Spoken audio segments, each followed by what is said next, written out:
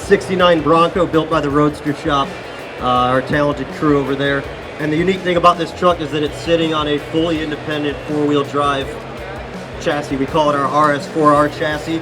It utilizes a 9-inch Ford front center section, rack and pinion steering. A lot of custom touches on the truck, handmade bumpers. You'll notice, sure, it is patinaed and it does look old and crusty, but being a '69 Bronco, there are quite a few modifications down the side. Basically, everything on this truck from this trim line down has been hand fabricated in-house, so reshaped wheel openings in the front for additional wheel travel. Match the front wheel opening with the rear wheel opening, and basically the chassis that's underneath it allows you to do whatever you'd want to do with a Bronco, whether it's pre-running through the desert, going through the mud, mall crawling, driving around town, anything you want to do. But and it now is a 4.2 board and stroke EcoBoost V6 twin turbo. Motor makes significantly over 1,000 horsepower. Currently it's putting about 750 foot-pounds of torque to the ground, and all that was made possible through HP tuners.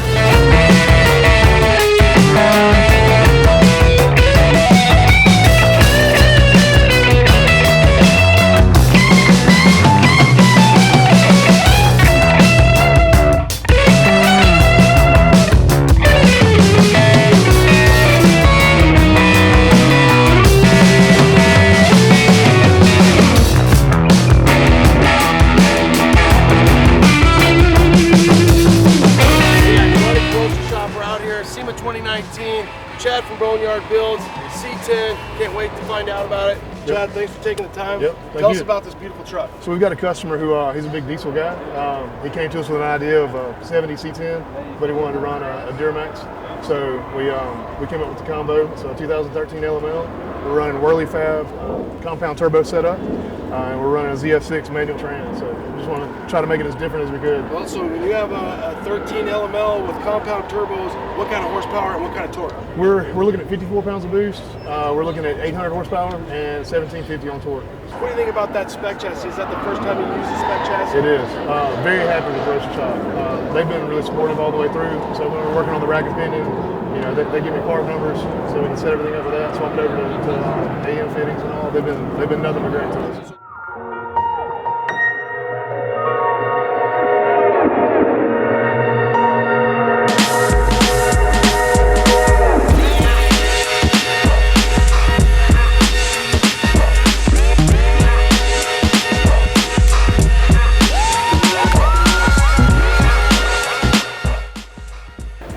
To be in the McGuire's booth. We've got Rob from By Kam from down under in his 1970 Dodge Challenger. Tell us about this thing. So it started out life as just a pretty cruisy, pretty cool looking normal 1970 Dodge Challenger. And then we took it back to our shop back in Queensland in Australia, and we knew I had a game plan from day one. I'd already been in talks with the boys at the Roadster Shop when we were in Reno, when we had our twin Pro-Charged Nova there for hot August nights. So I kind of already picked their brains about building the chassis for this thing way back then. So yeah, as soon as we got back home with the car, we stripped it down, we put it on a jig, set it all up, got the measurements of the chassis, started doing our end, got the chassis out, rolled her under.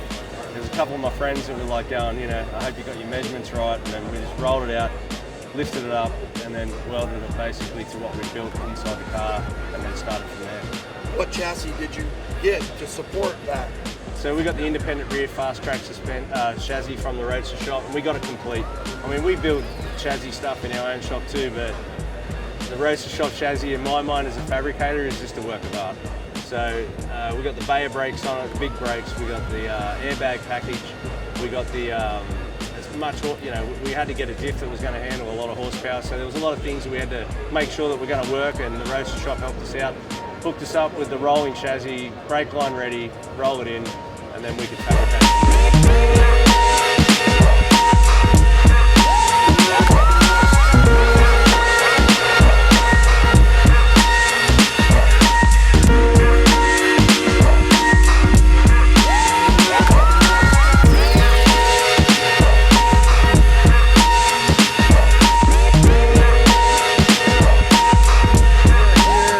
Magnaflow Booth, Classic Car Studio Speed Shop. We have Noah, we have Charles, and we have this badass 1955 Bel Air in the booth.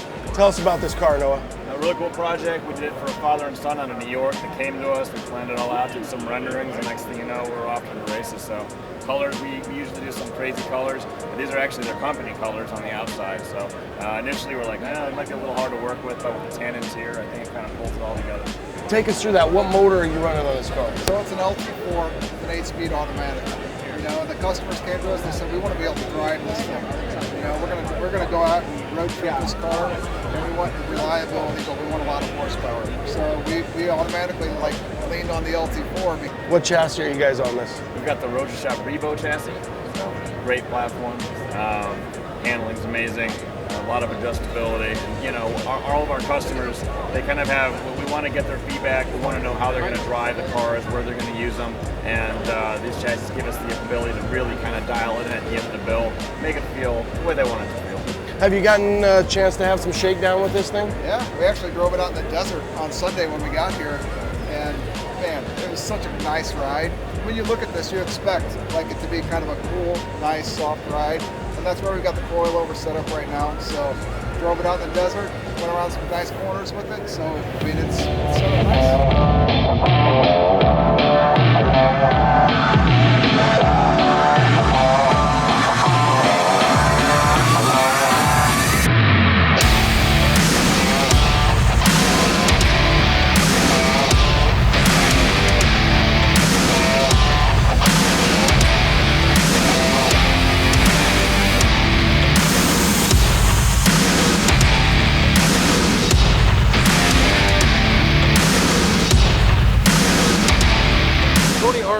American Legends, Phoenix, Arizona, 1964 Corvette. Tony, thanks for coming on. Thanks for having us. Tell us about your car. So it's a 1964 Corvette we built for a client. He had a 63 growing up, so one of the biggest things we did with this car that fools a lot of people is we had a split to it. So it's kind of got that 63 vibe, but you know, it's still, the car is a 64. And the big power plant there, what are you running? So it's a LS7 out of a 2015 Z28 that Texas Speed worked over. It's right around 640 horse now. It's made 530 to the wheels. So we went with the Avant-Garde. They're 18 by 10.5s in the front, 19 by 12.5 in the rear with a 345. The front of the car's been widened 3 inches. The back of the car's been widened 4 inches to help accommodate all that as well. An aggressive stance. What chassis? We went with the Roadster Shop, Fast Track, IRS, Penske shocks. Just the customer wanted something that would perform and drive, and I know they work, so that was the only option. Well, when you have a car like this, is there anything modified that you have to do to your chassis when you look at a Vette, a 64 Vette, something that's that narrow, with that wide of a base? Yeah, that's what's nice about the Roadster Shop setup, especially with the Vettes. They give you that option to go with a narrow track width, so even if you're without the wide body or the wide fenders, you can easily fit a normal looking wheel onto the front with their narrow setup, and we went to the extreme. We did the narrow setup with the wide body, so the front wheel has a 5-inch carbon lip and the back has a 7-inch carbon lip, all thanks to the narrow setup. It's huge.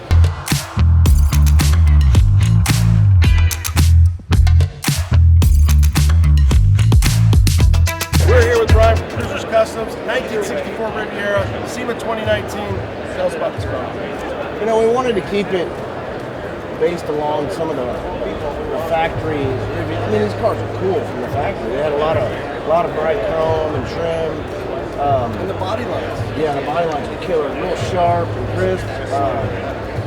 We wanted to keep that, but they wanted to get it low to the ground, put a big wheel tire, big brakes, some good horsepower. Don Hardy helped us do that.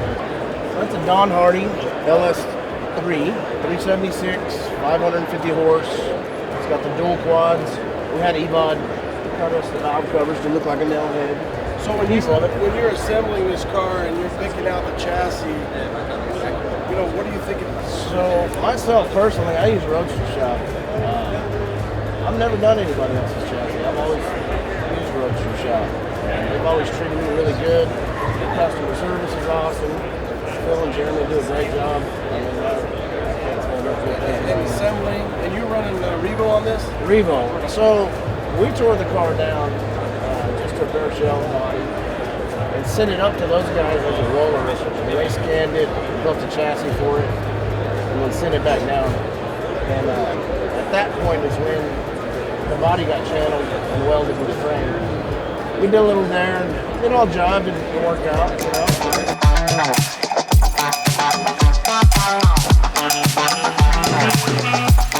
We're out here with Mark from Fast Company Canada, a beautiful 1959 Chevrolet Corvette. Mark, tell us about this rad car. Yeah, great. It was commissioned to me from Travis and Viv Agresti from Toronto, Canada.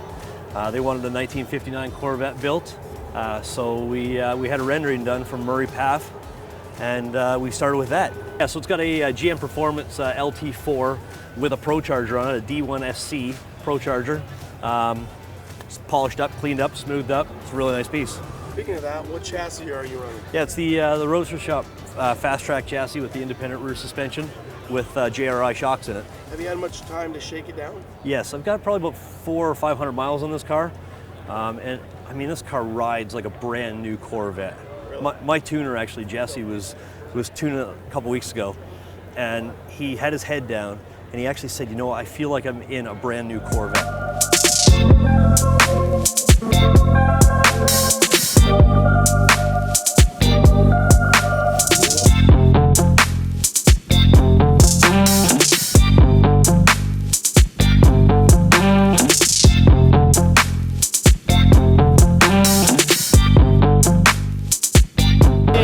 Scott from Sic Chops, Cave Creek, Arizona, the man, the myth, the legend. Tell us about your car. 1969 Boss 529. This has a John Causey Ford Performance Boss 529. 859 horsepower. It's a monster. We're going to shake it down after SEMA. Put on chassis dyno and get some power out of it. And put the chassis to the test. Yeah.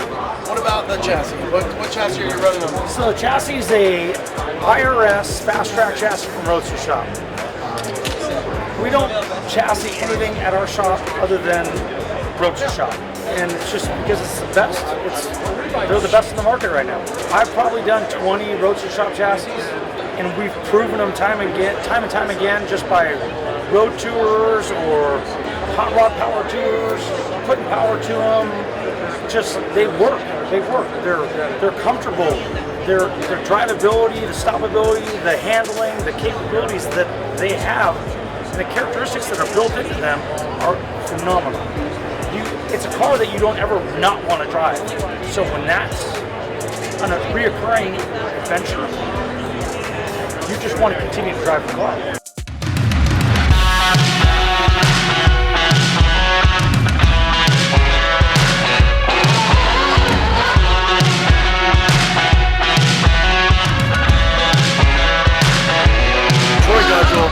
Builds by Troy. SEMA 2019, brother. How's it going? Good. Good. Good show. Appreciate it. Okay, good. Tell us about your Camaro. Yeah, we got a 69 Camaro here, convertible. We did a little something different. You'll notice on the top, it's actually a removable hard top. It's all built out of aluminum. Try to keep it so that way when the top is off, that there's nothing sticking up above the belt line of the car. What power plant did you guys choose? That's a GM Performance LT4 supercharged engine and a Bowler transmission. So you got big power. Big power. You got, the car, which we all know, 69 Camaro. What was your thoughts on the chassis? Everything we build gets a Roadster Shop chassis, so we've been working with those guys for quite some time coming out of the shop, and that's what we run. So, like all of the other cars, that's what we put on this, the Fast Track chassis on the Corvette system. I mean, it's a go-to for us because, first off, it's simple. You make the phone call, and for you, it's really simple. Yeah, right. Champagne, come on over. Exactly. 8 weeks later, they give us a call and say, hey, chassis is ready, and 9 times out of 10, we'll love to pick it up. But we know when we get the car done that it's gonna be tight. It's gonna handle great. It's gonna hold the power. Everything about it, it's just right.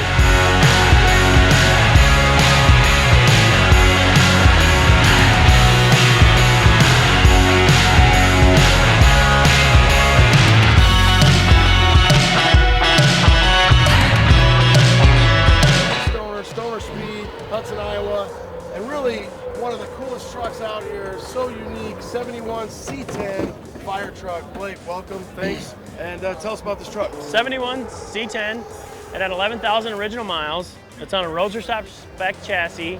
It's got a Crate LT4, 650 horse, 650 torque, Dakota Digital HDXs, airlift performance, Other than that, it's basically stock. So it was originally a fire truck. That's what's cool about it. Four-wheel drive. It was a four-wheel drive fire truck, and it was from Ohio. He's from Ohio. It had different logos on the door and everything, and we changed it up to kind of more go towards him. Like the W is his company logo, but we kept it Tri-Community, and he's from Willoughby, Ohio, so that's kind of what ties into everything, I guess.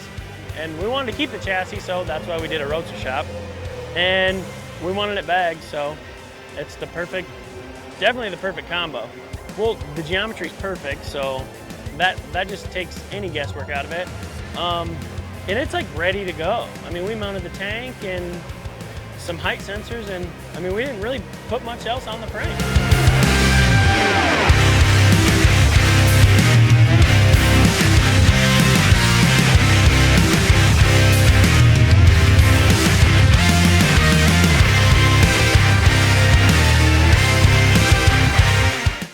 If you don't know who this guy is, Casey Matthew, TV famous, YouTube famous, just a rad dude who works really hard and builds rad stuff. Tell us about your truck.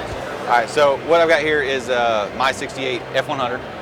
Had it since I was 15 years old. It's escalated into a whole lot. There's videos out there of the truck. I think if anybody out there that knows who I am knows how I treat my truck. Got in a situation where the truck was way more powerful than it would actually handle.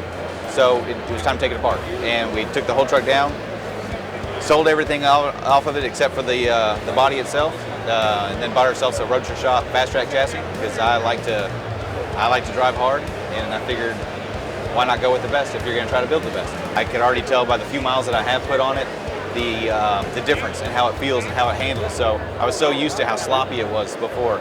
It just you kind of knew how it was going to react. You know, you knew whenever you gave it the gas, it was just going to slide around. So I could already tell whenever we got into it a couple times in it that it's sticking. So I'm glad we have more power than we did last time. It did 700 of the tires. We're shooting for 1,000 this time. So I think we can keep the tires broke loose and have the same amount of fun we used to.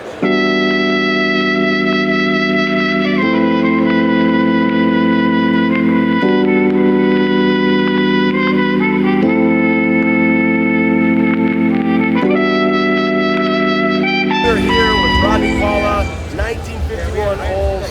What a beautiful car. Thank you. Thank you. Thanks for coming on. Tell us about your car. Well, this was actually my grandmother's car. They bought brand new in 1951 in Bakersfield, where we're from. And so my mother, quite a few years ago, gave it to me as long as I didn't cut it up. That was a rule we had to have.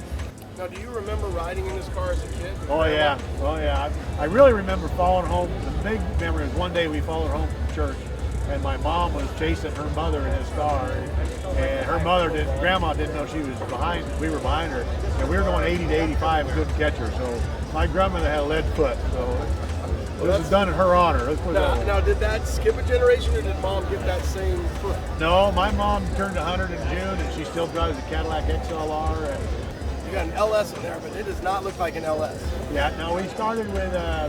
Decided to go with an LS3 by Don Hardy. It's a 416 cubic inch, 600 horse motor, and then it had the valve covers made to make it look like an Oldsmobile. We used everything we could that was original in the engine bay, such as air cleaner, window washer, fluid glass, battery cover. We decided to go with Roadster Shop chassis. They make a great chassis. Probably the best bang for the buck we did was Jeremy. Scott and I, we talked about it, and we went with an independent rear suspension. And we just got done doing 5,500 miles in this car the last 4 or 5 months, and one trip to Dallas. And I mean, it cruises at 80, 85. It loves the 80 mile an hour sweet spot, and it really is a good cruiser. That independent rear suspension is great.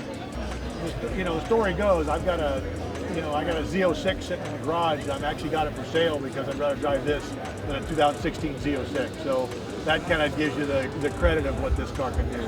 I guess the final question is, has Mom been in the car and driven the car? She hasn't drove it yet, but I took her to the coast where we live. There used to be a route we always took as kids to the coast. So I took her in April. We went over and gave her one of the first rides, ran over the coast about our trip. What does she think? Oh, she loves it. But it's funny, you know, she hadn't seen the car, and she was just emotional, thought we did a great job. She sits behind it and says, "You changed the steering wheel." She knew. She knew. And all we did was shorten it. That's all we did. We changed the diameter of the wheel. I like that he said yet. She hasn't driven it yet. Yeah, it'll happen. Rodney from Bakersfield, thanks for taking time to hang out with us and talk to you about this legendary car. Do you have a name for this car? We call it Sylvia, which is named after grandmother. Thank you. All right, thank you. All right.